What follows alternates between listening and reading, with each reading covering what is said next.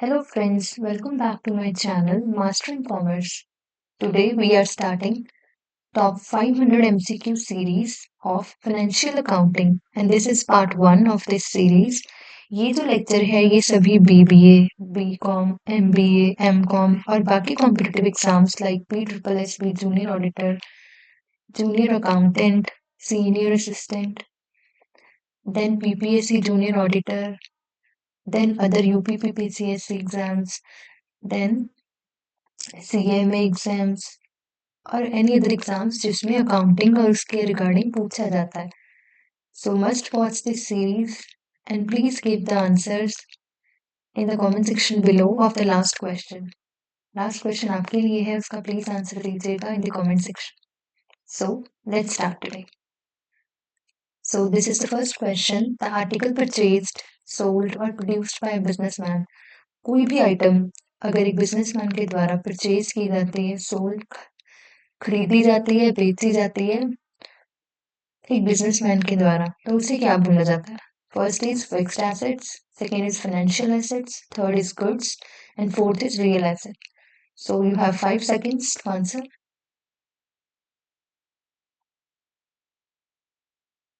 So the correct answer is goods. जो भी item businessman के द्वारा बिजनेस के लिए परचेज की जाती है सो दैट उसे आगे बेच सकें या फिर उससे कुछ और उसे as a raw material consider करके उससे कोई नई आइटम प्रोड्यूस कर सके, तो उसे बिजनेस के लिए हम गुड्स कहते हैं. So answer here is C. So the second question is the amount paid or payable in return for goods or services used in the business during the current accounting year. इसका मतलब है कि जो amount हमने किसी को पे की थी और उसके रिटर्न में हमें गुड्स या सर्विसेज बिजनेस ने रेंडर की हैं.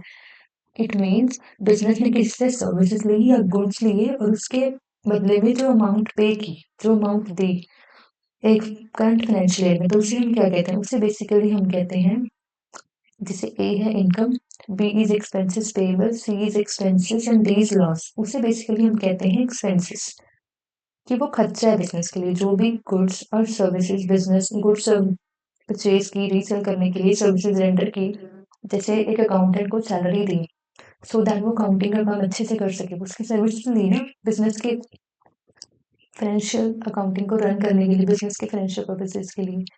सो here the correct answer is expenses. उसे हम एक्सपेंसेस में डालेंगे. Third one is carriage expenses paid on new machinery should be debited to dash account. Carriage एक मशीन को दूसरी जगह तक लेके जाने का, एक जगह से दूसरी जगह तक लेके जाने का, न्यू मशीनरी परचेज की, बेसिकली न्यू. यहाँ इस क्वेश्चन में हमने फोकस करना है न्यू वर्ड के ऊपर. अगर होता है मशीनरी तो वो ओल्ड भी हो सकती है. तो बेसिकली यहाँ पर जो फर्स्ट है कैरेज एक्सपेंस, ये वाला पॉइंट ओके होना था. बट यहाँ पर क्वेश्चन है carriage expenses paid on new machinery should be debited to the A is carriage, B is trading, C is sorry same हो गया trading and D is machinery. So here answer is machinery, क्योंकि new machinery के लिए जो भी direct expenses किए जाते हैं वो सब मशीनरी अकाउंट में ही डेबिट होते हैं. So here the answer is debited to machinery account, D. Fourth is when check is dishonored after being deposited into bank, it should be credited to. सबसे पहले तो ये एंट्री देखो कि जब चेक डिपॉजिट किया होगा बैंक में, so basically bank account debit हुआ होगा, bank account debit to cash, या फिर बिजनेस में किसी भी पर्सन का नाम ABC जिसने भी सबमिट करवाया था. डिसऑनर हो गया, इट मीन्स कि वो कैंसिल हो गया चेक, अब वो बैंक में नहीं रहेगा, इसकी रिवर्स एंट्री डालनी है. सो बेसिकली ABC पर्सन और cash account debit to bank, to bank. So basically credit क्या होगा? Bank account. Fifth one is left side of the account is dash side. ये मैंने आपको basically left side of the account, ये मेरे ledger account की books में पढ़ाया था आपको कि एक जो टी शेप का अकाउंट होता है उसकी लेफ्ट साइड को कहा जाता है डेबिट और राइट साइड को कहा जाता है क्रेडिट. डेबिट साइड वो सब एंट्रीज आती हैं, डेबिट वो वाली एंट्रीज डेबिट होती हैं जो एसेट और एक्सपेंसेस हमेशा डेबिट होते हैं. इनकम्स एसेट एंड एक्सपेंसेस हमेशा डेबिट होते हैं. इनकम्स गेन्स एंड रेवेन्यूज हमेशा क्रेडिट होते हैं. तो basically left side of the account is A credit, B debit, C positive, D negative. So basically left side of the account is debit account. और इसे laser, इस account को पूरा पढ़ने के लिए आप मेरे लेजर वाली वीडियो भी रेफरेंस कर सकते हो.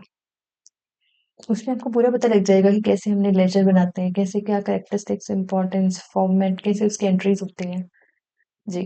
सो the next question is credit balances in the ledger will be. ये मैं अभी आपको लास्ट क्वेश्चन में बता के गई हूँ कि जो डेबिट बैलेंसेज होते हैं वो होते हैं एसेट्स और एक्सपेंसेस के। सो इससे हम पहले एक बार ऑप्शंस को देख लेते हैं। एन इनकम और एन एसेट, ये दोनों नहीं हो सकते। एन एक्सपेंसेस और एन एसेट, ये तो डेबिट बैलेंस है पक्का, जो लास्ट क्वेश्चन में था। एन इनकम और लाइबिलिटी, ये में भी हो सकता है। D is none of the three, B और डी तो नहीं है। सो बेसिकली बचे एन इनकम और एन लाइबिलिटी।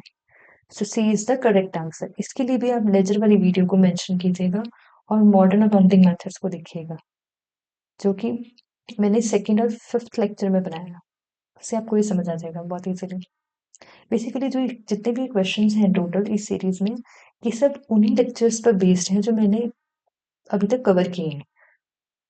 और आगे मैं लेक्चर वाइज, चैप्टर वाइज भी एमसीक्यूज जरूर लेकर आऊंगी। एक बार ये एमसीक्यू सीरीज कंप्लीट हो जाए, देन हम चैप्टर वाइज एमसीक्यूज करेंगे, ठीक है जी। So here the answer is C. The next one is dash receipts include the receipts for use of funds और use of asset। In receipts को हम वो receipts में काउंट करते हैं जो कि हम हम यूज कर सकते हैं, फंड्स के बेसिस पर रख सकते हैं और हम एसेट के बेसिस पर भी रख सकते हैं। So basically revenue receipt, revenue basically होता है कि जो हमने रिसिप्ट विद इन ईयर हमें मिली है, उसे हम रेवेन्यू रिसिप्ट कहते हैं। So basically A is the correct answer. Revenue capital, deferred revenue, income, so revenue. The next one is while journal is a dash record of transactions and ledger is a dash record of transactions.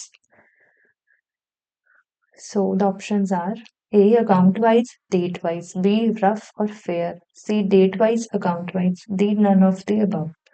So basically जो journal में जो entries होती हैं, ये मैंने journal वाले chapter में बहुत अच्छे से पढ़ा है, उसमें आप पढ़िएगा जाकर कि इसमें क्रोनोलॉजिकल एंट्रीज होती हैं।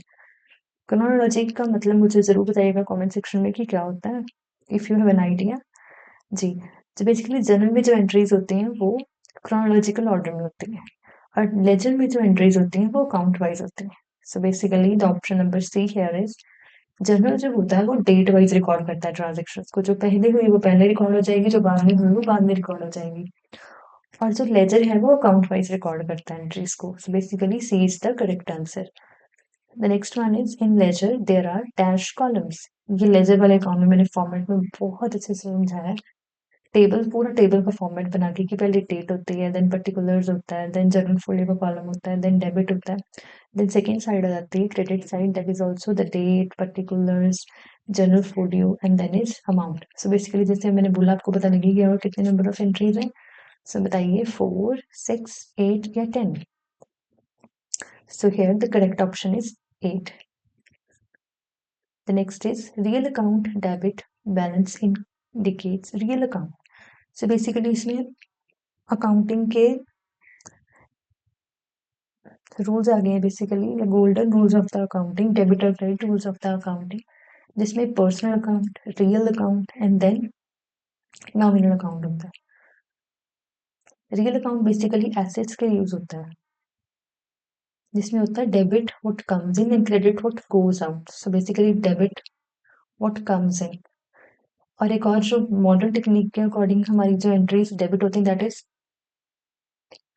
debit all the assets and expenses and credit all the incomes and gains. So basically real account एक asset account है. So answer here is correct is asset. Next is prepaid expenses shown on the dash side of the balance sheet. Prepaid expenses वाला तो होता क्या है, ये मैंने terms वाले चैप्टर नंबर 2 में बहुत अच्छे से पढ़ा है।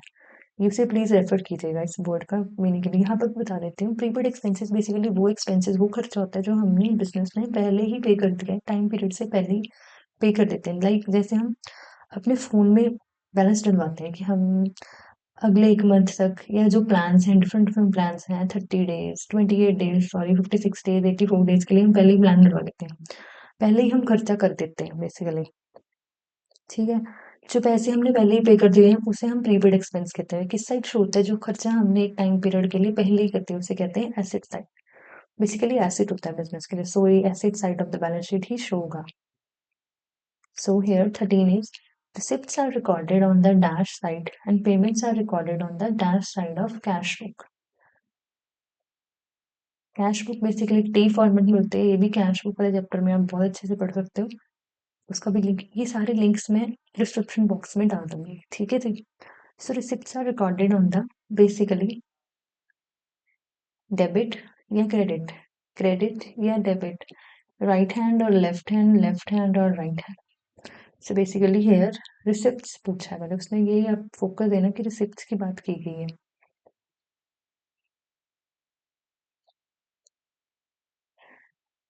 Receipts are recorded on the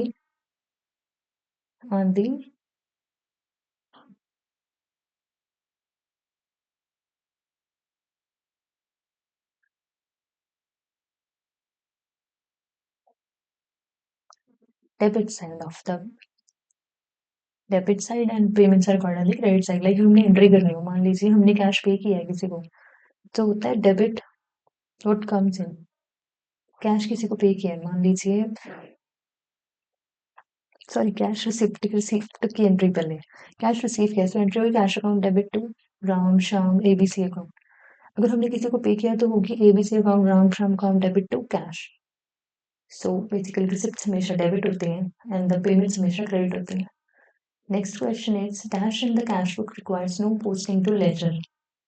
इन चारों में से ऐसी कौन सी एंट्री है, कह लीजिए, जो कैश बुक में, जिसमें कैश बुक को लेजर में पोस्ट करने की जरूरत नहीं है। First one is discount receive entry, second one is discount allowed entry, third one is contra entry and fourth one is cash sales entry. Discount receive entry basically हमें किसी से डिस्काउंट मिला तो ये डेबिट हो जाएगी। डिस्काउंट अलाउड, हमने किसी को डिस्काउंट दिया, मतलब हमें कम पेमेंट है ये बेसिकली।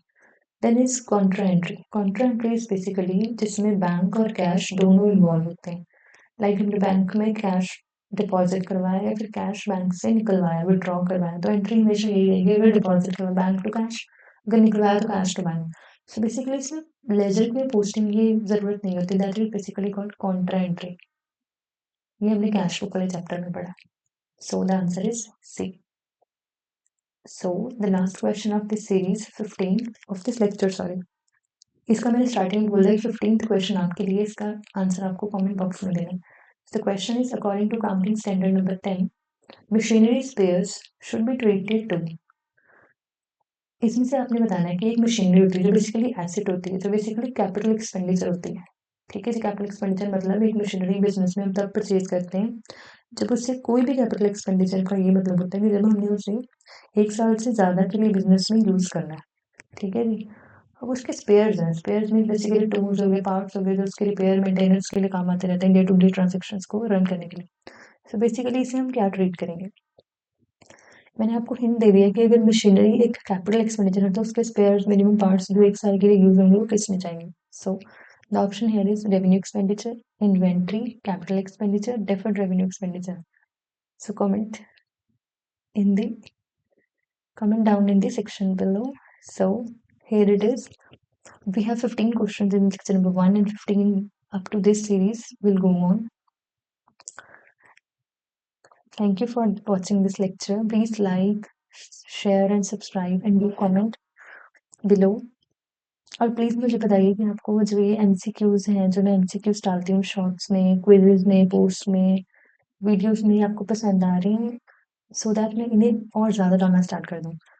और साइड बाय साइड एक सीरीज और चल रही है फाइनेंशियल अकाउंटिंग क्लास 11th के भी, chapter wise. Please do comment section और प्लीज फीडबैक दीजिएगा। Thank you.